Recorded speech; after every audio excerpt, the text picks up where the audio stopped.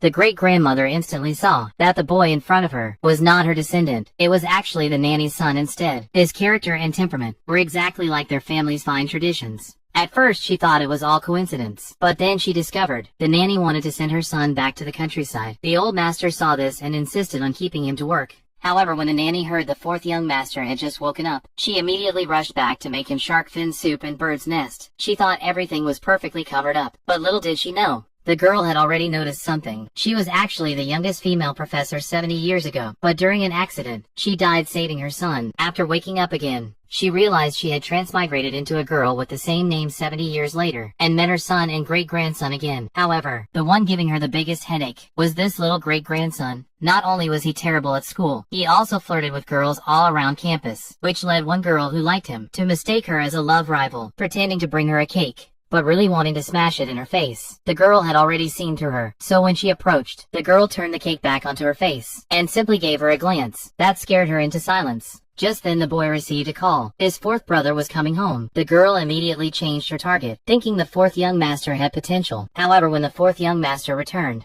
he was lazy and unmotivated, even faked a college diploma to deceive everyone. But the girl exposed him, and he instantly lashed out at her in anger. The nanny naively believed she was just the old master's savior. The fourth young master couldn't understand why everyone in the family listened to the girl, but one look from her, and he didn't dare say a word. That night the fourth young master got mad because the little girl was too noisy. He threw the cup at her. Luckily the nanny's son blocked it, but the nanny said that the fourth young master hit him well. When he tried to strike again, the girl stopped him. The fourth young master flew into a rage, saying she would pay the price for angering him, but the nanny's son stood in front of her without hesitation. Then the girl gave him a lecture. Scared, the fourth young master fell to the ground. The girl stepped on him and made him apologize. The nanny called for the eldest brother, but he said everything would follow the girl's orders. The girl calmly sat on the couch and began a countdown, telling him he had 10 seconds to choose to apologize. Only then did he reluctantly apologize. But the girl said time was up. He had already been kicked out of the family. Hearing the noise, the old master arrived. The fourth young master thought he would back him up, but after learning what happened, the old master furiously drove him out.